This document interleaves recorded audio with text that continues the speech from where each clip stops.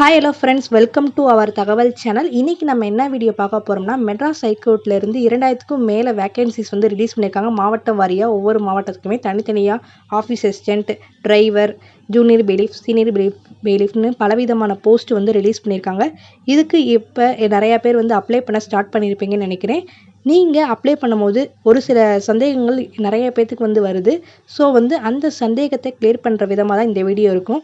ஒருவர் எத்தனை பதவிக்கு விண்ணப்பிக்கலாம், நன்னடத்தை சான்றிதழ் எங்கே இருக்கும், அந்த எப்படி டவுன்லோட் பண்ணுறது, அப்படி எப்படி ஃபில் பண்ணுறது, அதை பற்றின சந்தேகங்கள். அடுத்து ஏஜ் லிமிட், அடுத்ததாக அப்ளை பண்ணும்போது ஆஃபீஸ் அசிஸ்டன்ட்க்கு வந்து கல்வி தகுதி பார்த்திங்கன்னா 8th ஸ்டாண்டர்ட். ஸோ 8th ஸ்டாண்டர்டுக்கான சர்டிஃபிகேட் நம்பர் கேட்குது, அது எப்படி, இந்த மாதிரியான பலவித சந்தேகங்கள் வந்து உங்களுக்கு இருக்கும் அப்ளை பண்ணும்போது. ஸோ அதை பற்றின ஒரு கிளியர் எக்ஸ்பிளனேஷன் இந்த வீடியோவில் வந்து பார்க்க போகிறோம். மிஸ் பண்ணாமல் ஃபுல்லாக பாருங்கள். வீடியோக்குள்ளே போகிறதுக்கு முன்னாடி நீங்கள் மெட்ராஸ் ஹைகோர்ட் எக்ஸாமுக்கு ப்ரிப்பேர் பண்ணிட்டுருக்கீங்கன்னா கண்டிப்பாக நம்ம சேனலோட பிளேலிஸ்ட்டை விசிட் பண்ணி பாருங்கள். நம்ம சேனல் பிளேலிஸ்ட்டில் மெட்ராஸ் ஹைகோர்ட் பொது தமிழ் 2024, மெட்ராஸ் ஹைகோர்ட் எக்ஸாம் 24ன்னு சொல்லி 2 விதமான பிளேலிஸ்ட் இருக்குது.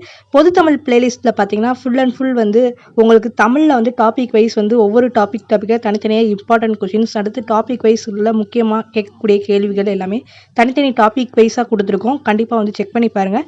அடுத்ததான் மெட்ராஸ் ஹைகோர்ட் எக்ஸாம் 2024 சொல்லி ஒரு பிளேலிஸ்ட் இருக்கும். அதில் வந்து இந்திய அரசியலமைப்பு, வரலாறு, வேதியியல், விலங்கியல்னு சொல்லி தனித்தனி டாபிக் வைஸாக பொது அறிவிலேருந்து ஒவ்வொரு தனித்தனி டாபிக் வைஸாக வந்து 200, 300, 400 கொஷின் சொல்லி முக்கியமான கொஷின்ஸாக வந்து 6th to 10th வரையிலான இம்பார்ட்டன்ட் கொஷின்ஸ் வந்து தனித்தனி டாப்பிக்காகவே நம்ம போட்டுட்டு வந்துட்டு இருக்கோம். கண்டிப்பாக இந்த வீடியோஸ்லாம் உங்களுக்கு யூஸ்ஃபுல்லாக இருக்கும். மறக்காமல் செக் பண்ணி பாருங்கள். இந்த பிளேலிஸ்ட்டுக்கான லிங்கை கீழே டிஸ்கிரிப்ஷன் பாக்ஸில் கொடுக்குறேன். இப்போ வாங்க வீடியோக்குள்ளே போகலாம். ஃபர்ஸ்ட் டவுட் என்னென்னு பார்த்தீங்கன்னா, ஒருவர் எத்தனை பதவிக்கு விண்ணப்பிக்கலாம். இதுக்கு வந்து ஃபஸ்ட் வந்து நீங்கள் மெட்ராஸ் ஹைகோர்ட் வெப்சைட்டுக்குள்ளே போயிருங்க. போனதும் வந்து கீழே போய் பார்த்தீங்கன்னா நோட்டிஃபிகேஷன் சொல்லி ஒரு டேப் இருக்கும். அதை வந்து ஜஸ்ட்டு கிளிக் பண்ணிங்கன்னா வந்து நீங்கள் எந்த டிஸ்ட்ரிக்ட்னு சொல்லி கேட்கும். நீங்கள் எந்த டிஸ்ட்ரிக்ட் வந்து அப்ளை பண்ண போகிறீங்களோ அந்த டிஸ்ட்ரிக்ட் வந்து செலக்ட் பண்ணிக்கோங்க.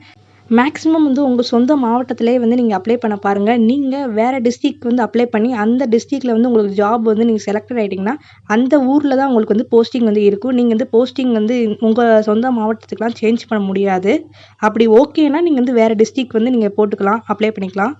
இப்போ நான் ஜஸ்ட்டு சென்னை சூஸ் பண்ணியிருக்கேன். சென்னையில் வந்து எத்தனை விதமான போஸ்ட் கொடுத்துருக்காங்க, அதாவது நோட்டிஃபிகேஷன் கொடுத்துருக்காங்க. 4 நோட்டிஃபிகேஷன் கொடுத்துருக்காங்க. நம்பர் ஆஃப் போஸ்ட் வந்து ஒவ்வொரு நோட்டிஃபிகேஷன்லேயும் டிஃப்ரெண்ட்டாக இருக்குது.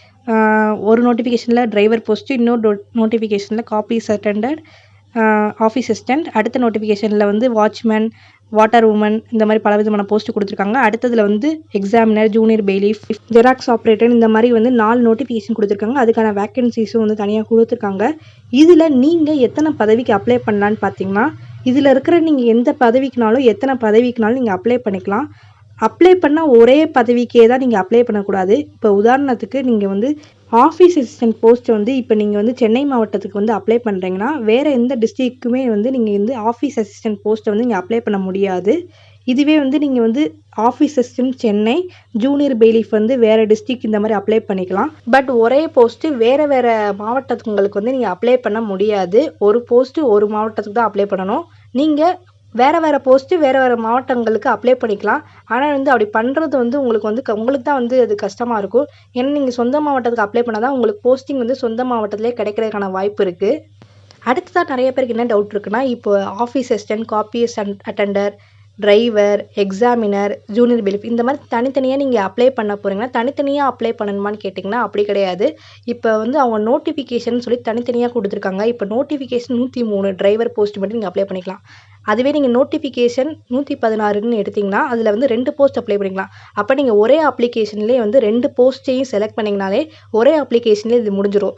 இது நீங்கள் நோட்டிஃபிகேஷன் 142 வந்து பண்ண போகிறீங்கன்னா அந்த ஒரே அப்ளிகேஷன்லேயே வந்து நீங்கள் கிளீனிங்லெஸ், வாட்ச்மேன், அடுத்து ஸ்வீப்பர், இந்த மாதிரி பலவிதமான போஸ்ட் அவங்க கொடுத்துருக்க போஸ்ட் எல்லாமே வந்து நீங்கள் ஒரே அப்ளிகேஷன்லேயே அப்ளை பண்ணிக்கலாம். அதே மாதிரி நோட்டிஃபிகேஷன் 76லேயே வந்து நீங்கள் வந்து ஒரே அப்ளிகேஷன்லேயே examiner, junior bailiff, process writer, xerox operator இது 4யுமே வந்து நீங்கள் ஒரே அப்ளிகேஷன்லேயே வந்து அப்ளை பண்ணிடலாம். ஆனால் எக்ஸாம் ஃபீஸ் மட்டும் 4 போஸ்ட்டுக்கு வந்து பே பண்ணுற மாதிரி இருக்கும். 2000 பெர் போஸ்ட்டுக்கு 500 பே பண்ணுற மாதிரி இருக்கும். சப்போஸ் நீங்கள் வந்து ஃபீஸ் எக்ஸெப்ஷனில் வரீங்கன்னா உங்கள் கம்யூனிட்டி கேட்டகரி வந்து வருதுன்னா நீங்கள் ஃபீஸ் வந்து பே பண்ண தேவையில்லை. பட் நீங்கள் ஃபீஸ் கட்டுற மாதிரி உங்கள் கம்யூனிட்டி கேட்டகரியில் வருதுன்னா நீங்கள் வந்து ஒரு போஸ்ட்டுக்கு 500 பே பண்ணுற மாதிரி இருக்கும். ஸோ பார்த்து அப்ளை பண்ணுங்கள். அடுத்ததான் என்ன டவுட் நிறைய பேர் கேட்குறீங்கன்னா, நன்னடத்தை பிடிஎஃப் வந்து எங்கே டவுன்லோட் பண்ணணுங்கிறன்னு கேட்குறீங்க. அதே மாதிரி மெட்ராஸ் ஹைகோர்ட் வெப்சைட்டில் போய்க்கோங்க. அதில் பார்த்தீங்கன்னா காமன் இன்ஸ்ட்ரக்ஷன் சொல்லி கேண்டிடேட்ஸ்க்கு இருக்கும். அதை வந்து டவுன்லோட் பண்ணிக்கோங்க. டவுன்லோட் பண்ணி அந்த பிடிஎஃப் வந்து ஓப்பன் பண்ணிக்கோங்க. ஓப்பன் பண்ணது இந்த மாதிரி தான் வியூ ஆகும். இதில் வந்து கீழே வந்துருங்க. கீழே பார்த்தீங்கன்னா பேஜ் நம்பர் 42க்கு வந்துருங்க. 42ல் வந்து இங்கிலீஷில் வந்து கொடுத்துருப்பாங்க. அடுத்ததாக வந்து 43ல் வந்து தமிழில் கொடுத்துருப்பாங்க. இதை தான் வந்து நீங்கள் வந்து பிரிண்ட் எடுக்கணும். இந்த சான்றிதழை தான் வந்து நீங்கள் ஃபில் பண்ணுற மாதிரி இருக்கும். இதை வந்து பிரிண்ட் எடுத்து நீங்கள் ஃபில் பண்ணிவிட்டு உங்களுக்கு வந்து நன்னடத்தை சான்றிதழுக்கு வந்து யார் வந்து சைன் பண்ண போகிறாங்களோ அவங்களோட கையொப்பமும் அவங்கள பற்றின டீட்டெயில்ஸும் வந்து கொடுக்கணும். ஸோ நீங்கள் 2 பேத்துக்கு வாங்குற மாதிரி இருக்கும். உங்களோட நன்னடத்தைக்கான சான்றிதழுக்கான சிக்னேச்சரை வந்து 2 பேருக்கு, அதாவது உங்களை நல்லா தெரிந்த நண்பர்கள், அதாவது உறவினர்கள் இல்லாமல் நண்பர்கள், உங்கள் கூட வேலை பார்க்குறவங்க, இந்த மாதிரி 2 பேர்கிட்ட வந்து நீங்கள் சைன் வாங்கணும். அவங்களோட விவரங்கள் எல்லாம் வந்து ஃபில் பண்ணணும் இந்த ஃபார்மில். இந்த ஃபார்ம் எப்படி ஃபில் பண்ணணும்னா, ஃபஸ்ட்டு இதில் உங்கள் நேம் வந்து போட்டுக்கோங்க. அடுத்ததாக வந்து உங்களுக்கு மேரேஜ் ஆயிடுச்சுன்னா உங்கள் ஹஸ்பண்ட் நேம், இல்லைன்னா வந்து உங்களோட ஃபாதர் நேம் வந்து போட்டுக்கோங்க. அடுத்த டேஷில் உங்களோட அட்ரஸ், அடுத்து வந்து உங்களோட இந்த சர்டிஃபிகேட்டுக்கு வந்து சான்றளிக்க போகிற நபர் வந்து உங்களுக்கு எத்தனை ஆண்டுகளாக தெரியும்னு சொல்லி கேட்குறாங்க. அதை வந்து மென்ஷன் பண்ணிக்கோங்க. அடுத்து நீங்கள் எந்த போஸ்ட்டுக்கு அப்ளை பண்ண போகிறீங்களோ அந்த போஸ்ட்டோட நோட்டிஃபிகேஷன் எண், அடுத்ததாக வந்து எந்த பதவிக்கு, அதாவது எந்த போஸ்ட்டுக்கு வந்து நீங்கள் விண்ணப்பிக்க போகிறீங்களோ அந்த போஸ்ட்டோட நேமையும் மென்ஷன் பண்ணிக்கோங்க. மென்ஷன் பண்ணிட்டு டேட்டு, எந்த பிளேஸு, அந்த சான்றளிப்போரோட கையொப்பம் வந்து இந்த இடத்துல போட்டுக்கணும் ரைட் சைடு. அடுத்து சான்றளிப்போரின் விவரம் வந்து கொடுக்கணும். அவங்களோட பேர், முகவரி, அவங்களோட கைபேசி எண்ணை வந்து நீங்கள் கொடுக்குற மாதிரி இருக்கும். இதுதான் வந்து ஃபில் பண்ணுற ஃபார்மேட்டு. இதை ஃபில் பண்ணிவிட்டு நீங்கள் பிரிண்ட் எடுத்து நீங்கள் அப்ளை பண்ணும்போது அட்டாச் பண்ணணும். இந்த ஜாபுக்கான ஏஜ் லிமிட் வந்து என்னன்னு சொல்லி நிறைய பேருக்கு டவுட் இருக்குது. இந்த ஜாபுக்கான ஏஜ் லிமிட் வந்து கொடுத்துருக்காங்க. ப்ளஸ் வந்து ஏஜ் ரிலாக்ஸேஷன்லாம் கொடுத்துருக்காங்க. இதெல்லாம் வந்து யாருக்கு பொருந்துன்னு பார்த்தீங்கன்னா, நீங்கள் வந்து 10th மட்டும் தான் 10த்தோட நீங்கள் வந்து அடுத்து படிக்கலை, 8த்தோடு நீங்கள் படிக்கலை, இந்த மாதிரி இருக்கவங்களுக்கு தான் வந்து அந்த ஏஜ் லிமிட் வந்து பொருந்தும். அதாவது நோட்டிஃபிகேஷனில் கொடுத்துருக்க ஏஜ் லிமிட். சப்போஸ் நீங்கள் 12க்கு மேலே யூஜி, பிஜி இந்த மாதிரி படிச்சிருக்கீங்கன்னா உங்களுக்கு வந்து எந்த விதமான ஏஜ் லிமிட்டும் கிடையாது. யாருனாலும் இந்த வேலை வாய்ப்புக்கு வந்து அப்ளை பண்ணிக்கலாம்.